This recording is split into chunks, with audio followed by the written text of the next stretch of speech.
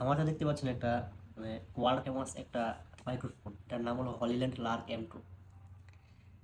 এই মাইক্রোফোনটা মূলত আমি নিয়েছি, যেহেতু আল্লাহর মতে অনেক আগে থেকে কন্টেন্ট ক্রিয়েশন করি, মাঝখান দিয়ে কন্টেন্ট ক্রিয়েশনটা ছেড়ে দিয়েছিলাম, টোটালি ছেড়ে দিয়েছিলাম প্রায় 3-4 বছরের মতো গ্যাপ পড়ে গেছে একটা।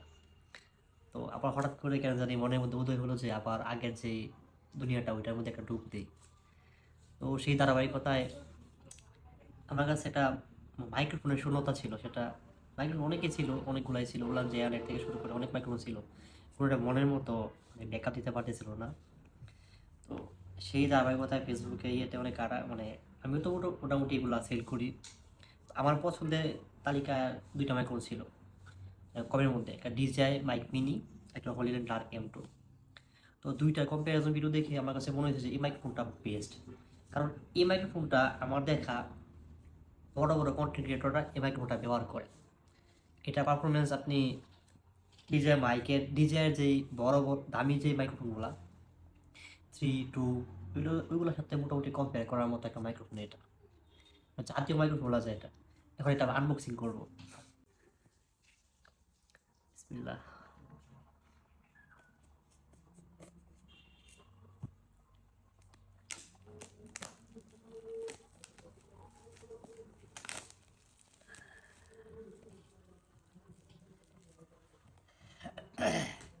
ও আচ্ছা আচ্ছা, সরি সরি, কি গালিগালাজ করে না, এই জায়গায় একটা ইয়ে আছে, স্টিকার দেওয়া আছে, এটা খুলতে হবে। এই যে আইফোনের মতো একটা ফিল দিচ্ছে, তাই না? এই যে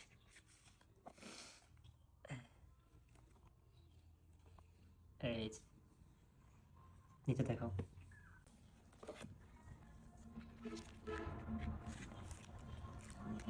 পলিল্যান্ডের কিছু স্টিকার, ম্যানুয়াল কার্ডটা আর কি। এই যে আমাদের কাঙ্ক্ষিত মাইক্রোফোন, দুইটা রিসিভার,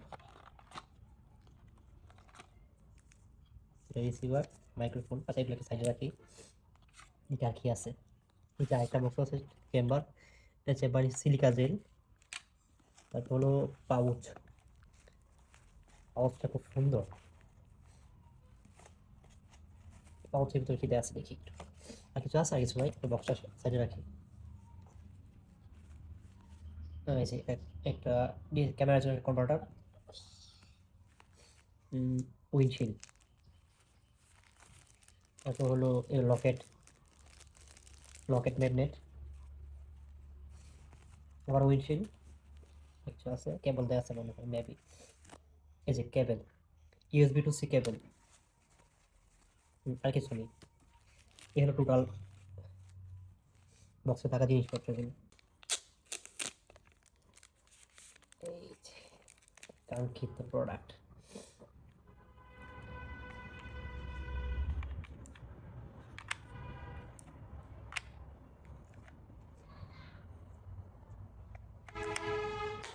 থাকে কম্বোর মধ্যে।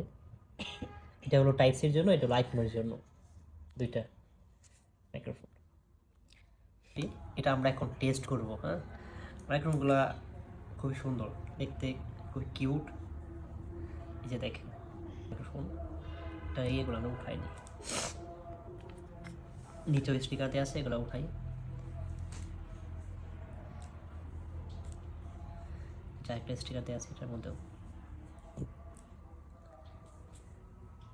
আমার সহধর্মিনী পিছন থেকে ভিডিও করতেছে, আমি আনবক্সিং করতেছি। অনেক কষ্ট করে কাশিটা চাইপা ধরে রাখতেছে। ধন্যবাদ তোমাকে। চার্জ হচ্ছে। আর এটা মূলত ব্যবহার করা হয় আপনার ক্যামেরার ক্ষেত্রে, এটা ক্যামেরাতে লাগানোর জন্য এটা। আর এটা আমার যেহেতু আমার কাছে ক্যামেরা নেই, সেক্ষেত্রে এটা আমার এখন প্রয়োজন মতো পড়বে না। আমার প্রয়োজন পড়বে আপনার এই দুইটা। আমার কথা হলো ভাই সবই ঠিক আছে, এই দুইটা এগুলো আলাদা দিছে।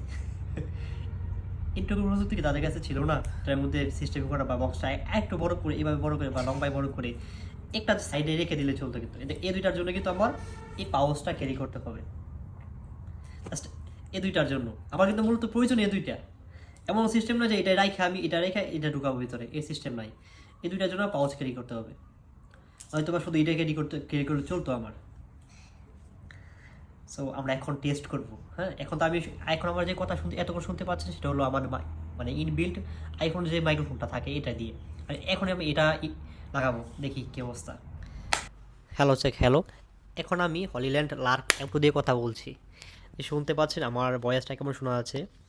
এটা কিন্তু টোটালি ম্যাগনেটিক, টোটাল ম্যাগনেট এটা। এটা আপনি যেখানে মনে চায় সেখানে লাগাতে পারবেন। আর এটা দিয়ে আল্লাহর রহমতে আশা করি কন্টেন্ট ক্রিয়েশনটা ডাবটা একটু ভালো হবে। এই যে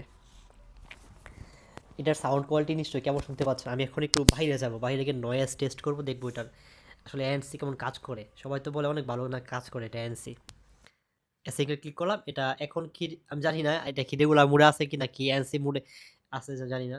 তো জাস্ট গ্রিন জ্বলছে, হইতে পারে রেগুলার মোড। আবার সিঙ্গেল ক্লিক করলে মনে হয় এটা এএনসি মোড অন হয়ে যায়। তো আল্লাহর মতো এখন থেকে নিয়মিত ভিডিও পাবেন আমার পেজে। আমার